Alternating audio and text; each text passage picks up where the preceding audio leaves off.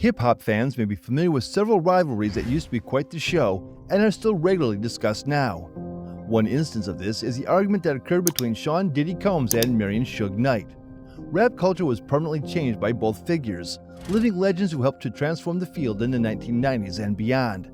However, their contacts and underlying disagreements have given rise to gossip, debates, and even the possibility of violent encounters. In this video, Suge Knight and Diddy talk about their relationship and what they witnessed. Therefore, let's begin. Puff Daddy, Sean Combs' alter ego, became well known in the music business in the early 1990s. He gained notoriety as a proficient rapper, producer, and businessman very rapidly because of his intuitive ability to identify exceptional musicians and his sharp business sense. At his first position, Uptown Records, Combs honed his management abilities and provided assistance to numerous musicians. However, Diddy's stars started to soar naturally after he established his own record company, Bad Boy Entertainment. The record company gained notoriety and made a big impact on the hip-hop scene as well as the music business as a whole. Diddy is unequaled in his ability to spot unrealized potential and develop it into a lucrative career. The Notorious B.I.G.'s debut, a rapper famous for his distinct style and lyrical genius, was one of the turning points in Diddy's career. Diddy's management of the Notorious B.I.G.'s success cemented Bad Boy Entertainment's standing in the business. Diddy made a significant contribution to hip-hop beyond his work as a rapper and producer. He was also an expert marketer and brand designer. His charisma and immense notoriety contributed to his ascent to the rank of cultural legend. Diddy has gained a reputation as a multi-dimensional businessman thanks to his foray into the television, alcohol, and fashion industries. With Diddy's ascent to fame, he not only altered the course of the careers of the musicians he managed, but also had a significant influence on the development of hip-hop culture and music. Thanks to his unwavering determination and outstanding genius, which made him a force to be reckoned with in the entertainment industry, his influence on hip-hop history has endured well into the 1990s. The well-known and powerful Marion Suge Knight had a significant influence on West Coast rap culture. After helping to co-found Death Row Records, Knight quickly became well-known in the hip-hop community. Under his direction, Death Row Records rose to fame and gave the world access to some of the most recognizable gangster rap acts. Knight's ability to find and develop talent was one of the key factors in his domination. His efforts helped advance the musical careers of well-known artists including Dr. Dre, Snoop Dogg, and the iconic Tupac Shakur. Not only did these artists profit from the Death Row label, but they also significantly influenced the growth of hip-hop and popular culture. However, Knight had a unique style of business management and leadership. He became a feared figure in the business due to his associations with street gangs and a history of employing brutal techniques. He developed a reputation for being a fiery and, at times, confrontational personality as a result of his aggressive contract negotiating strategies and readiness to use force to preserve control of his empire. Hey, no one can dispute Knight's influence on the rap scene and the music business despite the controversy that surrounds him. Under his leadership, Death Row Records rose to prominence as a legendary record company that contributed to the 1990s West Coast hip-hop movement's widespread acclaim. Suge Knight's influence went beyond music. He promoted gangster rap, increased public awareness of social issues, and altered how hip-hop is depicted in the media. Taking everything into account, Suge Knight's reign was a double-edged blade that simultaneously helped musicians find recognition and was tarnished by scandal. His reputation continues to be associated with the development of West Coast hip-hop and serves as a reminder of the difficulties and obstacles that those attempting to succeed in the brutally competitive rap music industry must overcome. Hip-hop scenes on the East Coast and West Coast developed a fierce rivalry in the 1990s. The East Coast-West Coast debate has come to represent this conflict. Suge Knight on the West Coast and Diddy on the East Coast were the two key figures at the center of this divisive division. Diddy and Suge Knight's record labels, Death Row Records on the West Coast and Bad Boy Entertainment on the East Coast, developed rivalries as each of their respective empires evolved.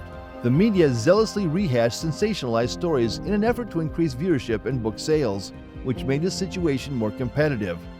Suge Knight was frequently presented as a dangerous man with a criminal record who used intimidation to maintain his dominance, whereas Diddy was typically portrayed as a showy and opportunistic businessman accused of exploiting singers for financial profit. The public's perception of these rap moguls was fueled by the media's representation of them, which aggravated tensions between their artists and followers. As the conflict grew more intense, music started to reflect it, as musicians from opposing camps traded angry diss tracks and lyrics. The Notorious B.I.G. and Tupac Shakur who were both signed to Diddy's Bad Boy Entertainment and Suge Knight's Death Row Records, sadly passed away, turning the argument into a tragic tragedy. Their murders, which remain unsolved to this day, increased hostility between the two factions and made a profound impression on the hip-hop scene. Diddy and Suge Knight's feud came to an end with the terrible passing of Tupac Shakur and the Notorious B.I.G. At the height of their careers, both artists were contracted to the record labels of their respective mentors, Diddy and Suge. Notorious B.I.G., real name Christopher Wallace, was assassinated in a drive-by shooting in Los Angeles in March 1997. Tupac Shakur died a similar death just 6 months earlier in Las Vegas. The killings of these renowned and significant musicians had a significant negative impact on both their fan bases and the music business. There are several speculations and hypotheses about how the two deaths can be related to the current East Coast-West Coast rivalry, because the circumstances surrounding both deaths are still unknown. The terrible deaths of these young performers made people think about the negative effects of unbridled competition and violence in the music industry, which not only fueled enmity between Diddy and Suge Knight, but also threw a gloomy pall over the hip-hop scene as a whole. The Notorious B.I.G. and Tupac Shakur's tragic deaths serve as a melancholy reminder of the risks of living in such a tight-knit community, despite the fact that their achievements are still recognized. Suge Knight encountered problems that were unrelated to the music industry at the height of the East Coast-West Coast rivalry. He got involved in several legal battles, including claims of assault and connections to organized crime.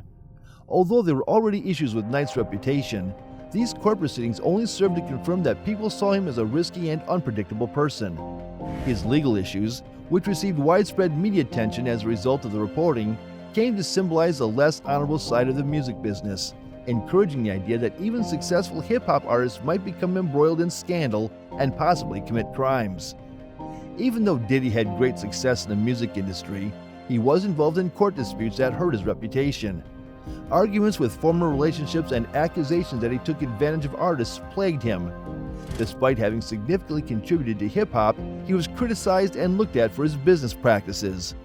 These legal issues brought to light the less admirable aspects of the entertainment business and served as a reminder that even well-known figures like Diddy were not exempt from having to deal with ethical and legal dilemmas. After the terrible deaths of the Notorious B.I.G. and Tupac Shakur, there were brief instances of Diddy and Suge Knight making an effort to heal their relationship. However, these efforts were thwarted by ingrained doubts and criticisms on both sides. The struggle between the East Coast and the West Coast had left deep wounds, making it difficult for a real reconciliation to take root. Even though each of them lost two famous artists, the lingering animosity and unresolved problems proved to be too hard to overcome, and any reconciliation talks were always brief. The struggle between them continues to serve as a cautionary tale about the pernicious effects of rivalry and the importance of fostering harmony and peace in the volatile music industry. The tension between Diddy and Suge Knight broke after a well-reported altercation during the BET Awards event. The long-running dispute between the two rap moguls was once again in the press after they got into a furious confrontation. The incident created rumors of new hostility between them, which increased public interest in their tumultuous relationship. This episode served as a stark reminder that despite the passage of time and attempts at reconciliation, the animosity between the two influential people remained unresolved, leaving both viewers and business insiders wondering whether the true reconciliation was ever possible. Diddy continued expanding his empire despite the issues by breaking into the media, fashion, and philanthropy. By providing guidance to aspiring musicians, he remade himself as a respected senior figure in the hip-hop community. Do you believe that this conflict could affect the hip-hop scene even more? Please share your thoughts in the section below. Do not forget to like, subscribe, and share the video if you liked it.